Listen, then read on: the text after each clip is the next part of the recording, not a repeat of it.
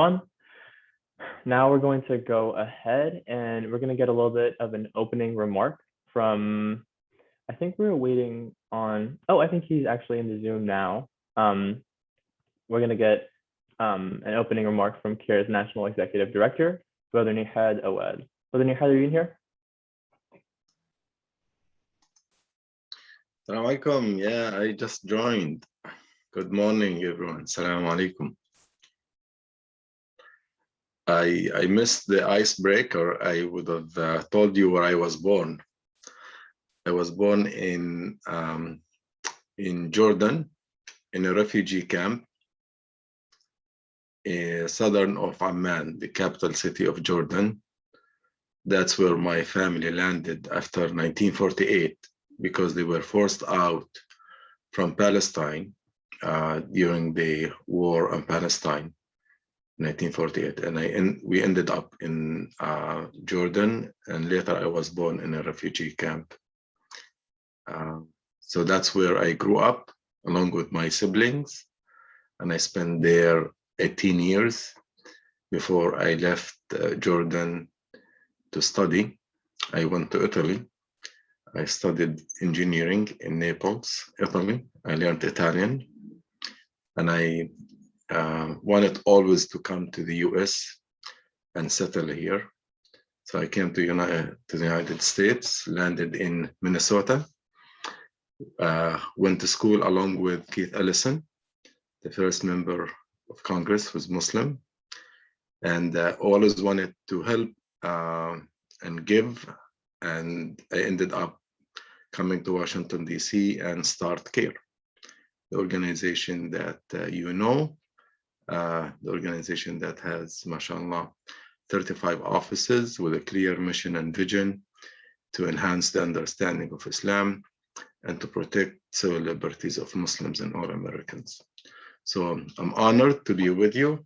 I was consulting with Zainab, what should I talk about to you in a few minutes. And she said that young Muslims, like other young people, face challenges with anxiety sometimes about issues, the pandemic, social justice at home and abroad, like, Black Lives Matter, the oppression that we have seen for hundreds of years against indigenous people, African Americans, people of color, Palestine, today Afghanistan, so much. What can we do? What you can do is the following. First is take care of yourself. You cannot help others unless you take care of yourself. And that's maybe surprising to many people. If you are not ready, you cannot help others. You have to be physically fit. That means you have to take care of yourself. Eat well. Don't skip meals. Now I'm talking to myself. Hydrate yourself. Be balanced. And be careful. And also spiritually, take care of yourself. What's your purpose in life?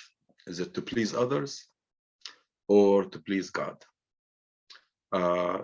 Settle yourself, distinguish yourself with excellence and spirituality. As a Muslim, I always start my day with a prayer.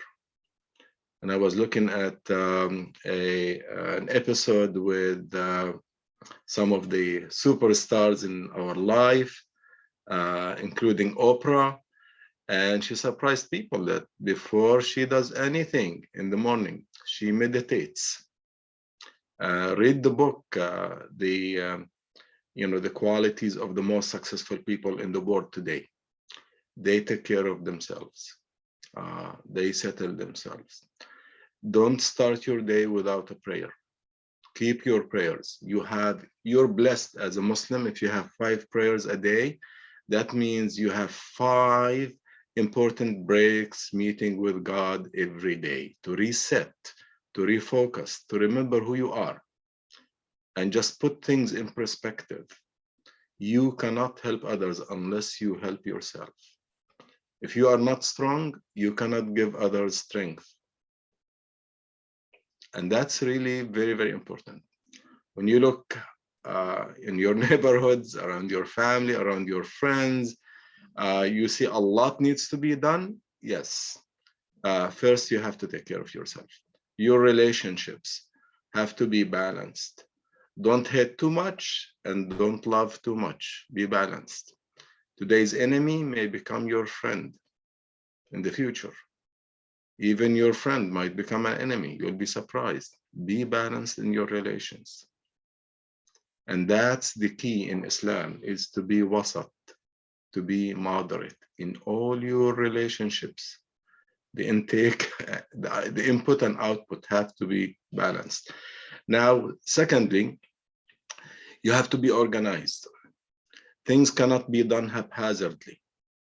The opposition to our existence, to our views, to what we believe in, to who we are very organized. You will be surprised when you see all this noise that's done against us and against our people and our causes.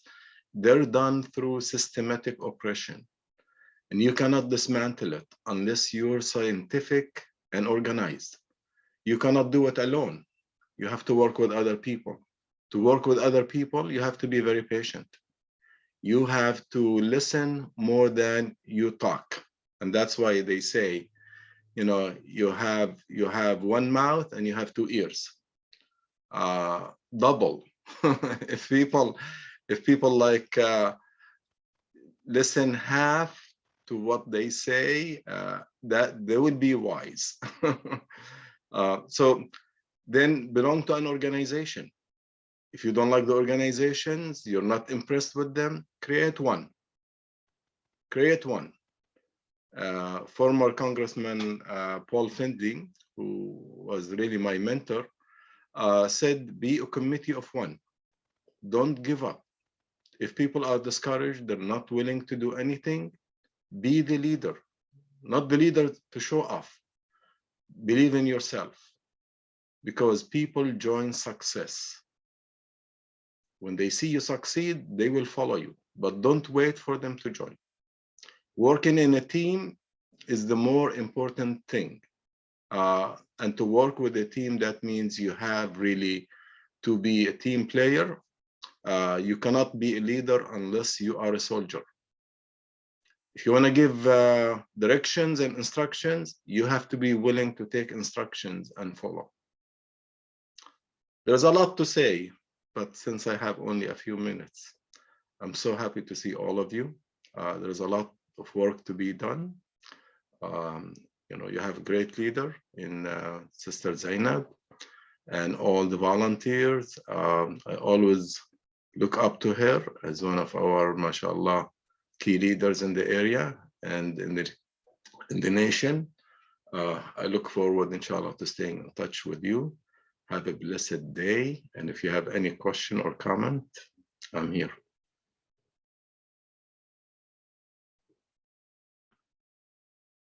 Thank you very much, Brother Nihad. I appreciate that. That's very inspiring, and it's nice to have you here. And also really interesting to hear about where you were born in your story. Thank you. Of course. All right, we're gonna move along, and we're actually